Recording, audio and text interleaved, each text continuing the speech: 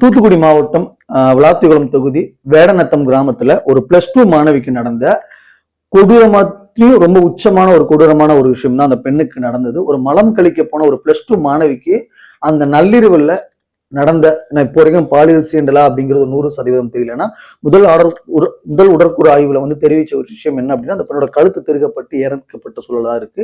ஆனா அது பாலியல் சீண்டலா அப்படிங்கிறது இன்னைக்கு வரைக்கும் சரிவர தெரியல. ஆனா அந்த ஒரு பாத்ரூமோட தேவை இன்னைக்கும் ஒரு தூத்துக்குடி, ஒரு திருநெல்வேலி, ஒரு கிராமப்புறங்கள்ல இன்னைக்கும் எந்த அளவுக்கு தேவை அப்படிங்கிறத இந்த சம்பவம் உணர்த்துதுன்னு நான் சொல்றேன். என் லைஃப்ல ரொம்ப பர்சனலா நான் அட்ராக்ட் பண்ண ஒரு விஷயம் அப்படின்னா முதல்ல எல்லார் வீட்லயும் பொண்ணு பார்க்க மாப்பிள்ளை வீட்டுல இருந்து போவாங்க. ஆனா என் லைஃப்ல மாப்பிள்ளை வீட்டுக்கு பொண்ணு வீட்டுல இருந்து முதல்ல எங்க மாமனார் வந்து என்னை பார்க்க வந்தாங்க.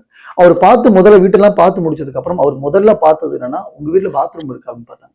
பாத்ரூம்லாம் இருக்கான்னு செக் பண்ணி பார்த்ததுக்கு அப்புறம் தான் ஏன்னா இந்த மனுஷன் வந்து முதல்ல பாத்ரூமை செக் பண்ணி பார்க்கறாரு, பாத்ரூம்லாம் இருக்கா வைக்குதான்னு சொல்லி பார்க்கறாருன்னு சொன்னாலும் எனக்கு அப்ப தெரியல. நான் திருமணம் ஆனதுக்கு அப்புறம் ஒரு 4 நாளுக்கு அப்புறம் அவங்க வீட்டுல போய் ஸ்டே பண்றதுக்கான ஒரு சூழல் வந்துச்சு. அதுக்கப்புறம் தான் தெரிஞ்சு ஒரு பாத்ரூமோட சூழல் எந்த அளவுக்கு முக்கியம் அப்படின்னு சொல்லி. நான் அவங்க வீட்டுல இருக்கும்போது என்ன பண்ணுவாங்க அப்படின்னா ஒரு ஈவினிங் டைம்ல எல்லா வேலையும் முடிச்சு வச்சுட்டு என்ன பண்ணுவாங்க அப்படின்னா பக்கத்து வீட்டுல ஏத்து வீட்டுல இருக்க லேடிஸ்லாம் வந்து என்ன பண்ணுவாங்கன்னா மொத்தமா வந்துட்டு வாங்க அப்படியே அவுட்டு போயிட்டு வரும்க்கா அப்படின்னு சொல்லுவாங்க. அந்த பக்கம் போயிட்டு வரும்க்கா, காட்டு பக்கம் போயிட்டு வரும்க்கா அப்படின்னு சொல்லுவாங்க.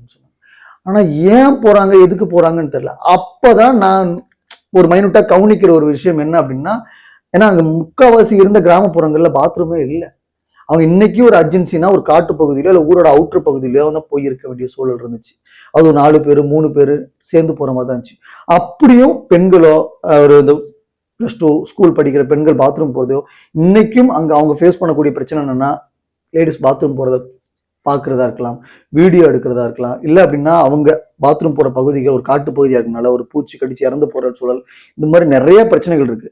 மோடி அமைச்சு கொடுத்த அந்த பாத்ரூமோட அந்த திட்டம் வந்து 100% எல்லாருக்கும் போய் சேர்ந்திருக்காங்கிறது ஒரு மிகப்பெரிய கேள்விக்குறியா இருக்கு.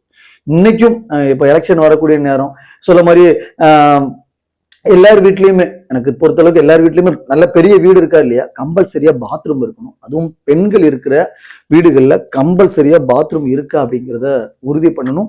இல்லை அப்படின்னா அது அரசாங்கமே அந்த பாத்ரூமோட தேவையை கண்டிப்பா பூர்த்தி பண்ண நினைக்கிறேன். நான் சொன்ன மாதிரி மோடியோட திட்டங்கள் இருக்கு, அது கிராமப்புறங்கள்லாம் போயிருக்குன்னா அது 100% சரியா போய் சேர்ந்திருக்கு அப்படிங்கிறது மிகப்பெரிய கேள்விக்குறியா இருக்கு. அதுவும் ஏன் மாவட்டத்துல என்னோட விளாத்திகுளம் தொகுதியில ஏன் ஊர் பக்கத்துல இருக்க வேடநத்தம் அப்படிங்கிற ஒரு பகுதியில ஒரு +2 மாணவிக்கு நடந்த கொடுமை இன்னொரு பெண்களுக்கோ இல்ல இன்னொரு மாணவிக்கோ இல்ல இன்னொரு பெண்ணுக்கோ நடக்கக்கூடாதுங்கிறதுக்காக தான். ஏன்னா ஒரு பாத்ரூமோட தேவை எந்த அளவுக்கு முக்கியம் அப்படிங்கிறது இந்த சம்பவத்திலிருந்து உணர்த்துதுன்னு நினைக்கிறேன். ஸோ நன்றி, வணக்கம்.